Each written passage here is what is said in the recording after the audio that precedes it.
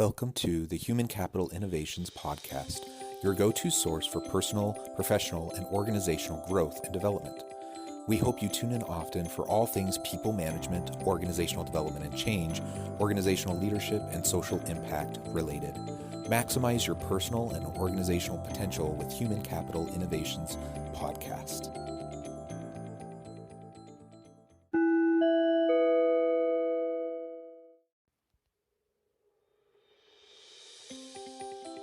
Welcome to the Human Capital Innovations Podcast.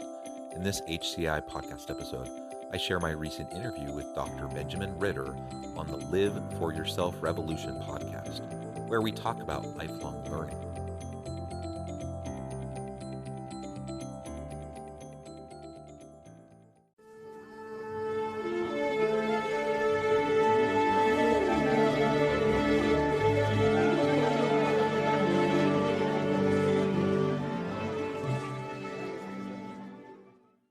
We have Jonathan Westover. Today we dive into his background, his lifelong pursuit of education, his achievement-oriented and solutions-driven personality, and really try to unearth how he has been able to achieve everything that he has. He is the academic director at the Center of Social Impact and the chair of organizational leadership development at the Utah Valley University. He is the founder of Human Capital Innovations, a consultancy focused on leadership development, organizational leadership, and that has led to podcasts and magazines and just a bunch of really cool stuff. Hey, Jonathan, welcome to the show. I'm pumped to have you being my guest this time because I was recently on your show. Yeah, thanks, Ben. I'm really excited to continue the conversation with you and to have a really nice dialogue.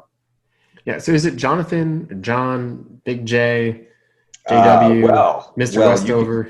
You can call me Big J if you want. No, John is good. I once had a group of students, this was years ago now, but I had a group of students who decided that it would be fun to call me Kanye Westbeard.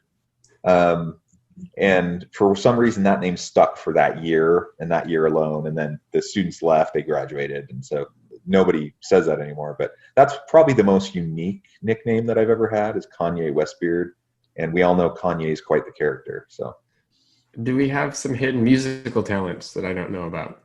I don't think the nickname had anything to do with that. I play the guitar a little bit, I sing. But I think my students were just being weird, really. It must be like what's it called? What is the cup that Indiana Jones is searching for? The Holy Grail. The Holy Grail. So it must be the Holy Grail to be surrounded by youth and to have that energy. Do you become a youth vampire? Like, how does that work? Is it actually energizing and inspiring to be around? It is definitely inspiring and energizing. And I think, this year because of COVID, it's a little different, but the start of fall semester at the university is always my favorite because there's just so much energy on campus and people are so excited. You have the new freshmen coming in, you have other people returning from summer internships, all excited and getting close to graduation. You have the faculty who are rejuvenated because they had some time over the summer to take a break. And it's just a really nice environment. I really like it. Now this fall, it's a little different. We at my university, we're probably about 20% of the courses are in person, but the rest is online. And so the number of people on the physical campus is much smaller, and you just don't, there's not as many people walking through the hallways and, all the social distancing and people wearing masks. And so it's just a different dynamic for sure. But yeah, I love being around the students and they're definitely energizing. I'm curious to see how that evolves and how that impacts teachers, not just students. Because if what you truly valued was impacting the people around you and you maybe can't see or feel that impact, how does that change your levels of happiness towards work? More to come. It's definitely an adjustment, for me from the professorial side, in there's lots of things I love about my work that really hasn't changed, and it doesn't really matter if I'm on campus or I'm working from home. It's just kind of the same work. But that student connection piece, like being physically with the students and feeling and thriving on that energy, that is definitely different. I mean, even now when I do, we'll do stuff online, and a lot of it's asynchronous, and the students are just kind of logging in, and I built stuff in our LMS platform for them to do learning activities and assignments and stuff. But we'll still do synchronous things, and we'll do Zoom calls, or at my university we use Microsoft Teams, and so we'll have that live interactive element, but we're not in the same room, and so it is different. Even though there are a lot of good things we can still do with the technology. So I don't know. I think things will continue to evolve in higher ed, and it'll be interesting to see how that moves forward. Okay, so we've hinted a little bit about your background, but can you give more of an introduction to our audience? Yeah. So I am one of those kind of eternal students. I loved, I just fit well in the university space. I was like a super senior. I graduated with my undergrad with 170 credits, which is 50 more than the required number of credits. So I switched majors a bunch of times, and I just loved being a student.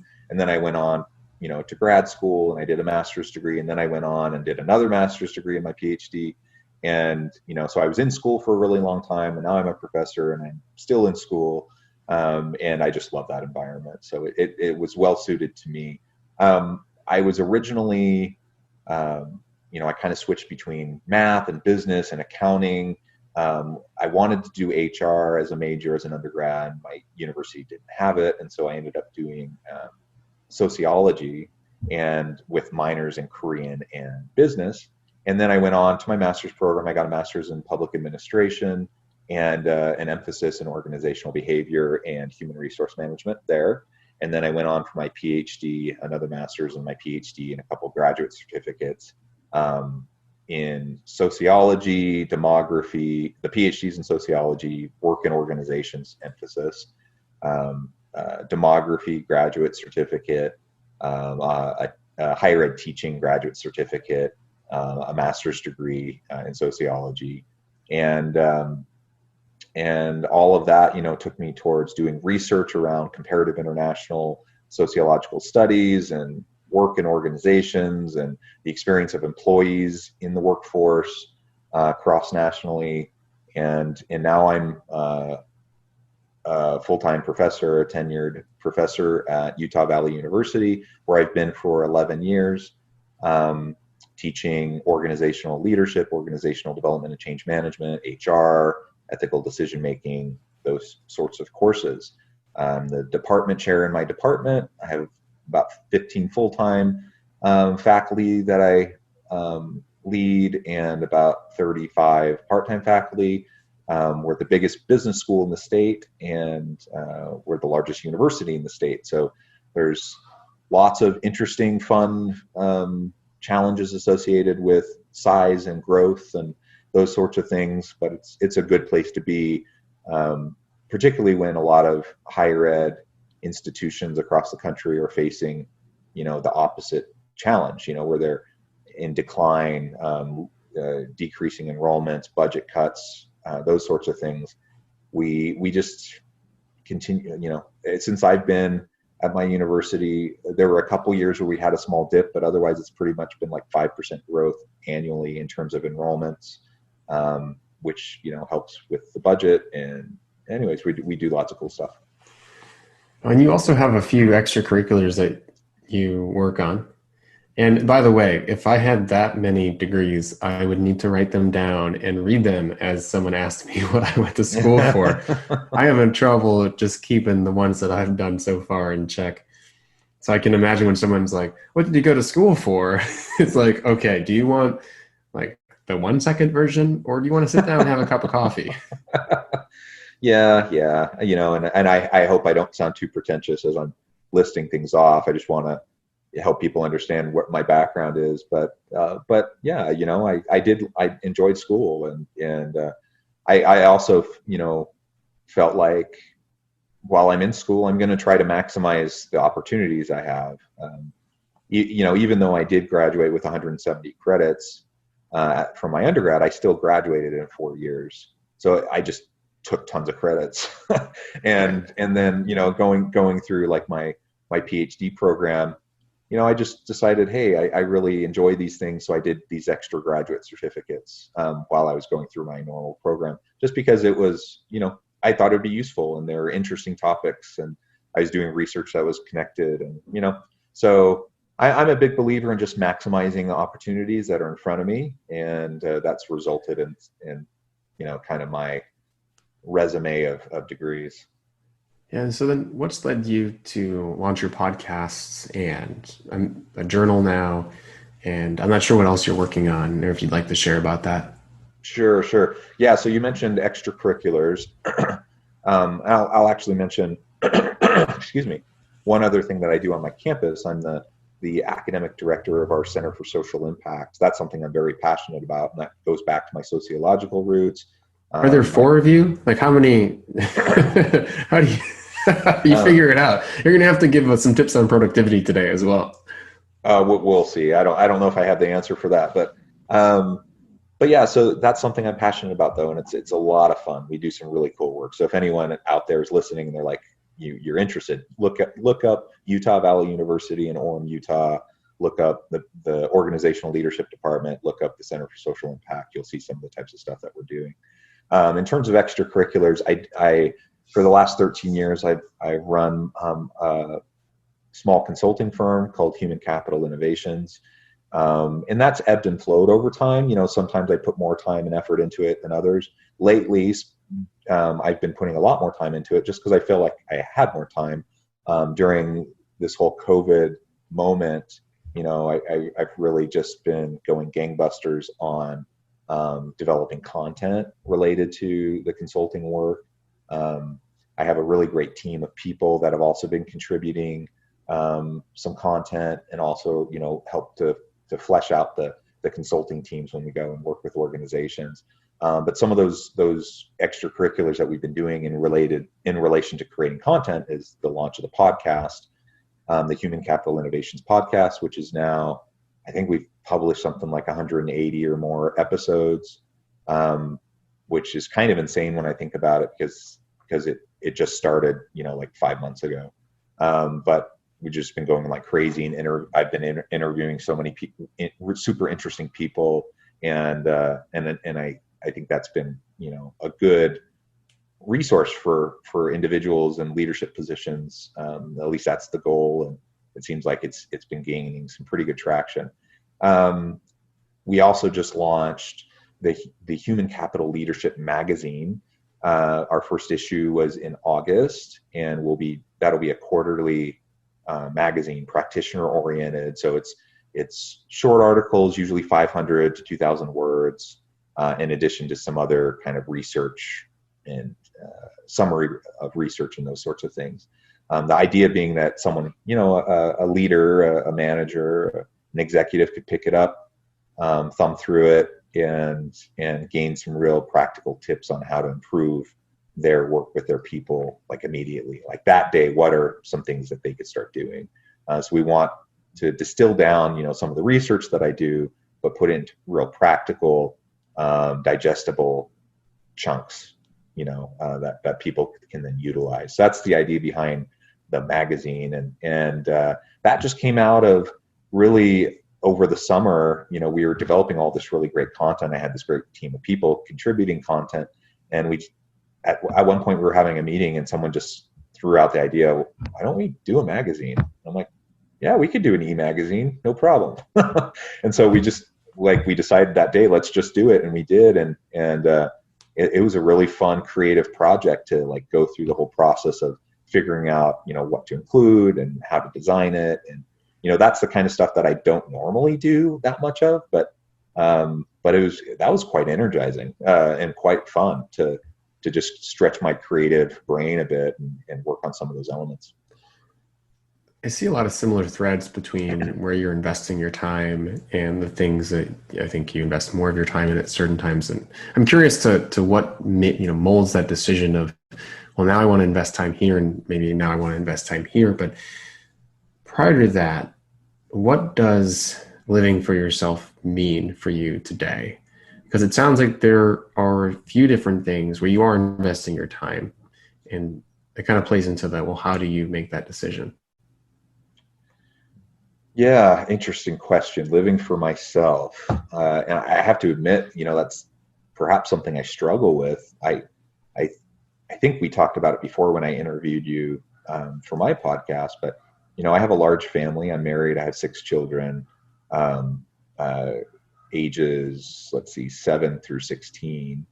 And so we have a busy household, and my kids are all doing stuff, and my wife and I are both busy doing stuff, and just juggling all those sorts of things. And I have to admit, sometimes when I'm thinking about living for myself and for my dreams, my passions, um, my default is to kind of subordinate my desires, and what I want for myself to my family. And what does my wife need? What do my kids need? And that really is my number one priority. And I guess in a way that is living for myself, because that's my top priority. I want my family to be happy and healthy and feel loved and all those sorts of things. That's my number one priority. But I do have these other professional passions and, interests and those sorts of things that I want to, feel fulfilled in. And I want to be able to do that kind of work. And in large part, that's why I chose, I went the career path that I went. Early on, when I was in the process of switching majors a bunch of times as an undergrad, one of the main reason why I landed where I landed is because I was starting to learn about myself, that this is the kind of life I wanted to have. And I wouldn't be able to have this kind of life if I had gone down one of those other paths. So for example, had I continued down the accounting path, nothing wrong with being an accountant. And I actually liked accounting. I was pretty good at it. I was in a really good program. If I had done that, I would have guaranteed myself a pretty stable career, making good money. And I probably would have reasonably enjoyed it, but it wouldn't have given me the flexibility, the autonomy to have all these creative types of projects and side work. And I would have, simply put, I would have had more schedule rigidity. I wouldn't have had the ability to dictate, the ebbs and flows of my life and my work as it connects with my family to the extent that I do now. So as I moved into the path of academia, that was the number one driving force behind that, frankly, is I knew I had all these, different passions and different interests. And I looked at, like, what could I do that would allow me to do everything that I want to do? And it was go on, get a PhD, be a professor. Professors are very stable jobs. They don't pay great, but they pay enough for you to be comfortable. And I treat my faculty position as kind of my home base. Like, the university is my home base, but I have enough flexibility and autonomy that I can kind of do whatever I want, as long as I, meet the main requirements of what I'm doing at the university. But a lot of what they want me to do as a professor is to do these side things and to do the research and to do the consulting and to be engaged in creating this content and those sorts of things. So it's kind of like it just goes hand in hand, and it's been a really great fit.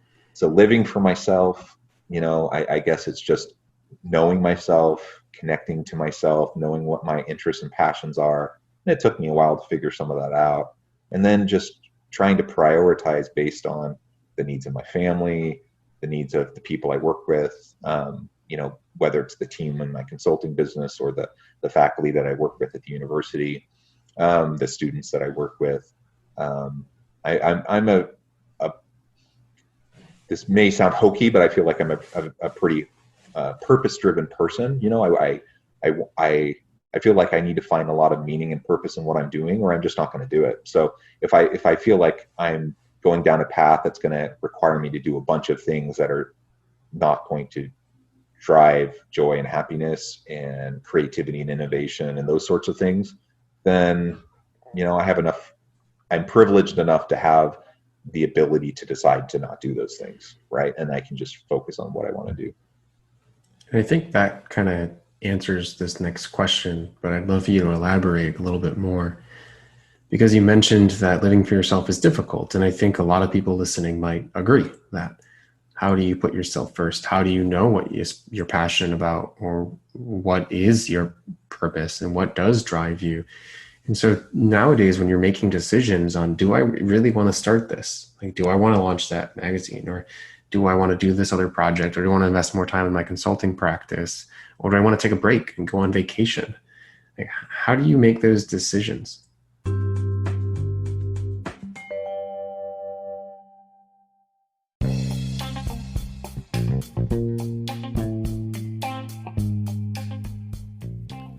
I'm excited to announce the publication of my new book from HCI Press, The Alchemy of Truly Remarkable Leadership: Ordinary, Everyday Actions that Produce Extraordinary Results. Consider how the nature of work has shifted over the past 50 years. With increased globalization, rapid technological advancement, and the shift in economic composition, the average job of today looks very different than the average job of 50 years ago. What will the jobs and organizations of tomorrow look like? Moreover, what does this all mean for organizational leaders? What are the core competencies and capabilities of organizations and their leadership that are prepared for continued disruption and geopolitical and socioeconomic shifts? Regardless of what the future holds, increasingly, leaders need to be socially minded, data-driven, decisive, champions of talent, and disruptors of the traditional notions of leadership, teams, organizations, and work.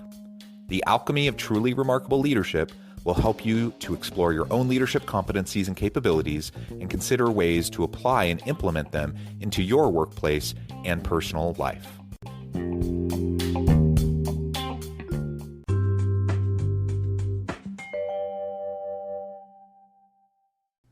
Yeah, I mean, good question. And I suppose I don't have like an answer that ties it up all neat with a bow.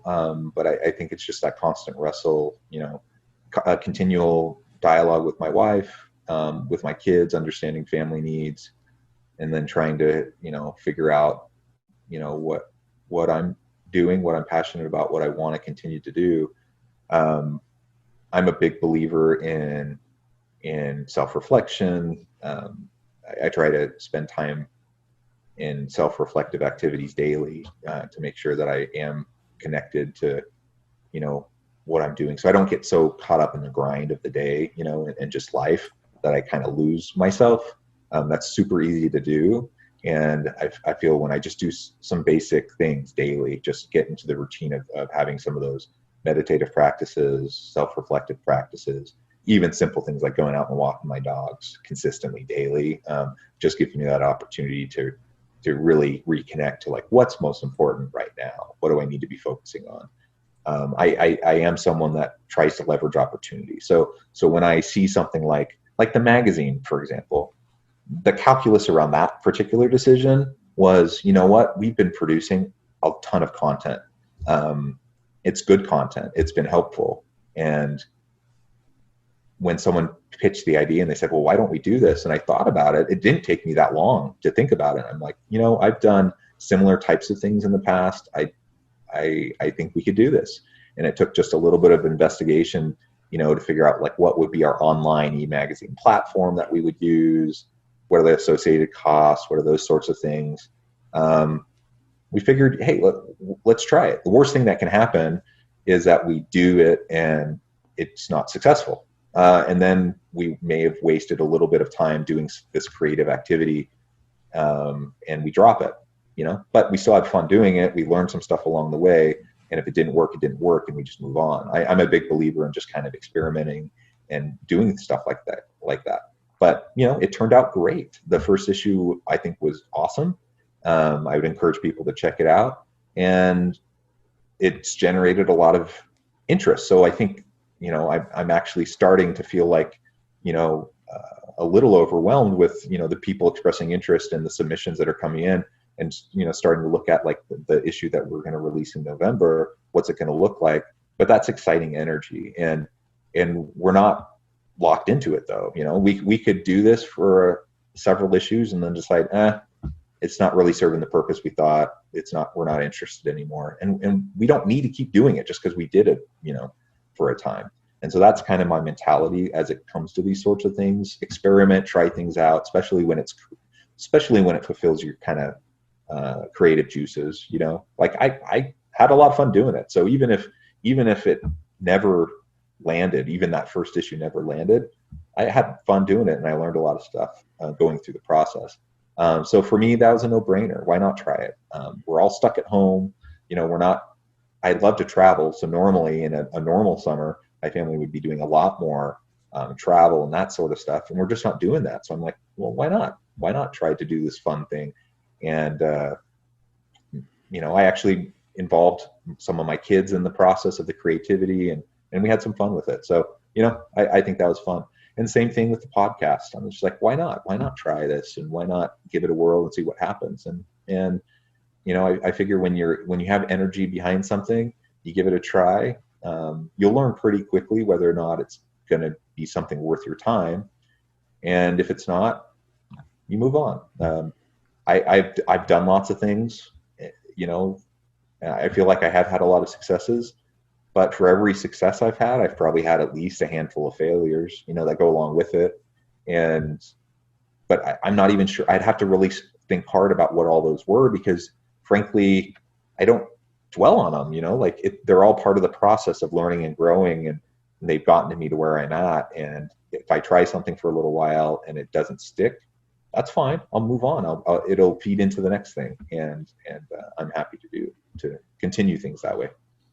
And that is such a powerful behavioral trait and perception of the world. I was talking about literally this exact same thing with someone yesterday about how you don't see problems and you don't see reasons not to do something more often than not, as long as they relate to your values. You see reasons for doing something, and then you leverage risk along the way. And you're comfortable with discomfort, and you enjoy innovation and creativity. And so when an idea comes up, instead of looking for reasons not to do it, you look for reasons to do it, and you look for ways to do it, which I think is so powerful. And it's very helpful as well to have that home base, like you mentioned. It's like, I have my priority, I have my home base, I'm always going to be secure. And so now let's go play, let's go outside, let's go see what we can create. I love that. And I acknowledge, that's a huge position of privilege that I'm in. Most people don't find themselves in that kind of situation. So they want to take on this entrepreneurial activity or whatever. And it's a big, huge risk. I'm in a situation where I can dabble and I can try different things, creative things, entrepreneurial things. And I don't feel like there's actually that much risk, frankly, because I have this secure thing in the background going on. I acknowledge that privilege, and I know that, that's not going to work for everybody. But for me, that was that was a key part of the decision, to why I went the path I did for my career. Well, I work with leaders, and you do as well. And I work with a lot of people that are in career transitions. And the first thing that we need to work on is, do your employees and do you feel safe?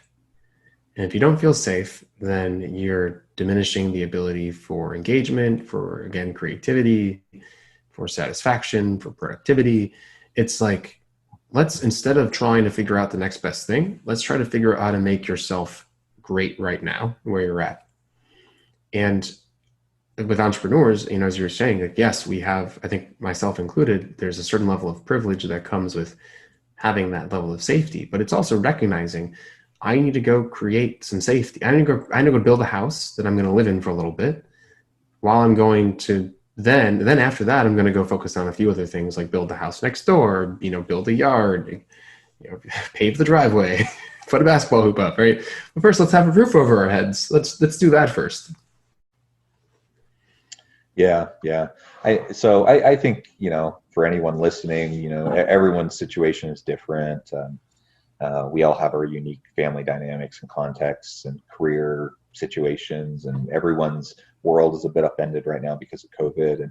And I think, I suspect kind of the general sense of people who listen to this podcast, that we recognize it's just the fundamental nature of your listeners, I think, to recognize that everyone's journey is unique and individual. And as you mentioned earlier, if we can embrace the ambiguity and the complexities of life, and just lean into the moment, right? Step in, take that step into the darkness. If we're willing to do that, and at least try to stay true to ourselves, try to be authentic to what we want for our lives, for our families, for our careers, then a lot of this stuff will work itself out.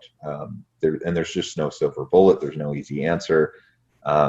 Everyone has to figure it out for themselves, and I don't want to give the impression that I think I have it all figured out. I certainly don't.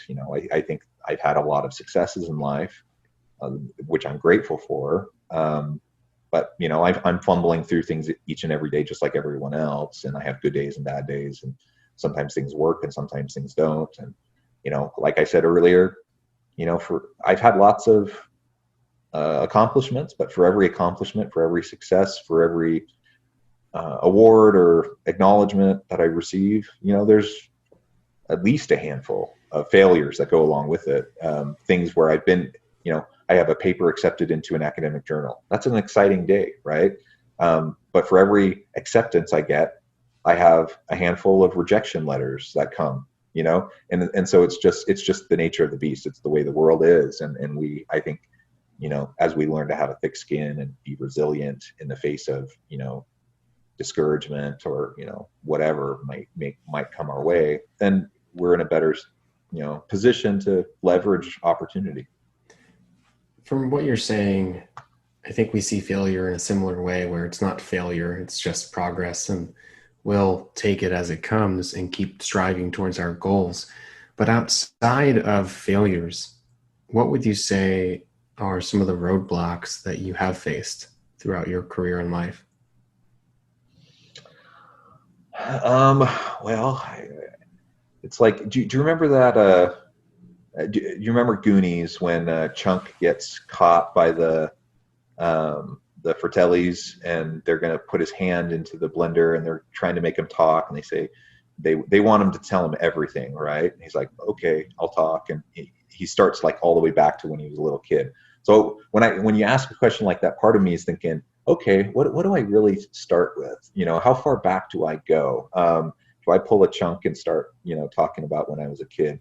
I don't know the answer to that, but I think overall, I grew up in a loving home, but a poor home.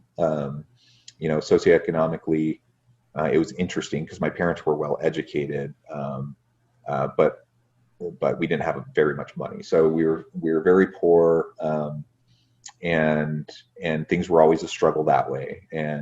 But I always knew that I would go to college. Like, that wasn't even a question in my mind. I just knew that I did well in school as a kid, and then I was going to go to college, and I was going to make a life for myself. That was always just a known for me. I put myself through college. My parents weren't in a position to help out with that. So I got scholarships, and I worked the entire time I went through all of my degrees, and paid my way, as I went. And of course that's challenging. And so in some ways it's that hurdle, but in another way it's a stepping stone, because I got a lot out of that life, starting, I remember starting to help with a paper out when I was 10 years old, and always working, as a teenager, and up, all the way through college. And so, in terms of work ethic, in terms of just the approach I take to challenges in life, that was definitely influenced by, my family and the situations we were in growing up. But I have to admit, like, overall, I would say I haven't experienced a whole lot of obstacles. I mean, I'm a straight white dude. And so I don't have like any of those types of challenges that others from different backgrounds might have. I have a lot of that kind of built-in privilege to my life. I have a beautiful family. We've been blessed to not have any like major tragedy befall our family. My kids are healthy. They're doing well. They're healthy and happy. And so, I don't have any of those types of challenges that some families really do struggle with. So I don't know. I mean, I think overall everyone faces things. Nobody's life is perfect. And, there's emotional challenges, there's relational challenges that come up. But ultimately, we just try to face everything each and every day and do the best we can. You could have totally told that story in a different way, though. You could have said, I was held back when I was younger. I came from a very poor family with very limited resources. I had to work full time, and I was tired and exhausted going to class, and I, really felt like.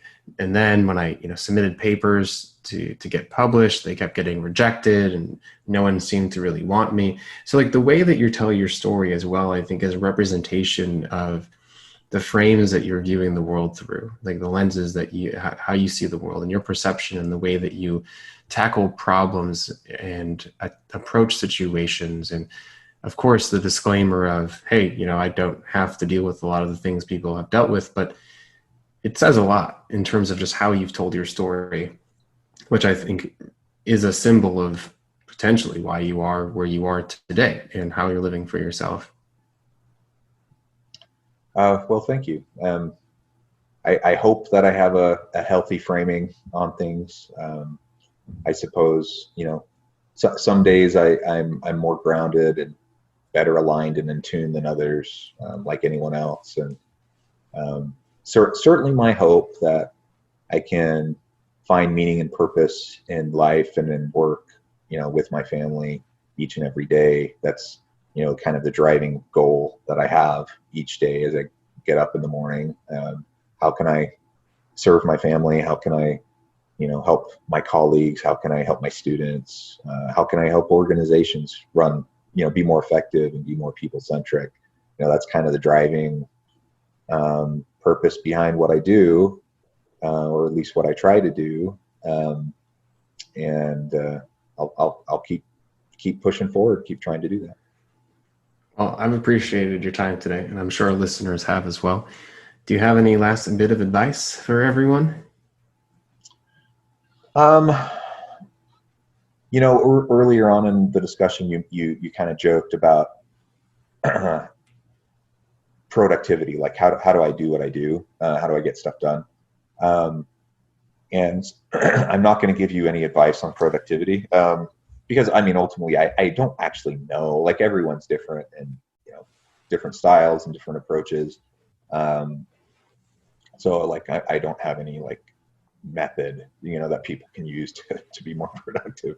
But one of the things that I've tried to do, that I kind of learned, I guess in my teenage years, and it's kind of carried with me over time, is, I try to be present with who I'm with and what I'm doing when I'm doing it, and try to be focused on that thing. And I try to, I just try to never procrastinate. So if I'm doing something, I know it needs to be done, I just do it. I work on it. And if I have, something come to my mind about what should happen or what I should be doing, I just try to do it, and try not to put it off. And to me, that's just been the most helpful thing for me, is to just try to always be proactive. If I have an idea, at a minimum, write it down so I can come back to it. But I try to not think, oh, that'd be good for next week, but like, hopefully if I'm on top of stuff enough, when I have that idea come up, I can at least invest a little bit of time right then to be able to flesh it out a little bit, and then see where that might take me. I guess I've been blessed with the ability to focus. And so my ability to kind of shift from thing to thing quickly and to be able to focus on the task at hand has helped with my productivity a lot. But ultimately, I think just being present with what you're doing in the moment and with who you're working with is really important. And if nothing else, whether it helps with productivity or not, it certainly helps with relationships. It helps with, just feeling more grounded and feeling more, consistent with your goals and just being happier in life. That's what I found. I love every single bit of that. And once again, that core filter is just coming out so strong. I think if we've planted some seeds in listeners today to see the world around them proactively and positively, I think we've already made, and you've already made, a big difference in the world, other than all the other work you're doing. So thank you so much for joining us today. If our listeners do want to connect with you, do want to listen to your show, read your magazine, follow you, hire you, whatever it is, to join the Center of Social Justice, was it? Social impact. Social impact, sorry. If that's what they would like to do, how do they do that? You can connect with me on LinkedIn. That's probably the easiest place. Jonathan H. Westover. If you search that, it'll come up. Not Kanye, just... Not Kanye Westbeard, but Jonathan H. Westover. I have fingers in different places of the internet, but that's the one place you can go that will connect you out to other stuff. If you want to go check out the consulting website, that's innovativehumancapital.com. Our podcast is on there, as well as all of the podcasting platforms. If you want to check out the Human Capital Innovations podcast, on the website too, there's just, all the resources that we've been creating, in addition to the magazine, other free resources that people can utilize. So, get connected with me. Check me out on LinkedIn, check out the podcast. And I'd love to have a discussion with you. Awesome. Well, thank you again so much for joining us today. It's been a pleasure. Thank you so much. Everyone have a great day.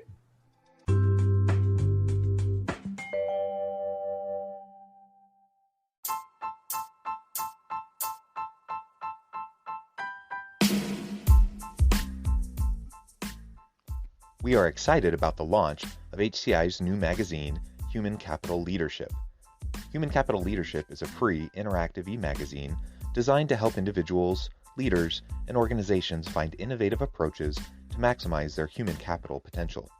We will be publishing issues quarterly in August, November, February, and May. Check out the first issue and let us know what you think.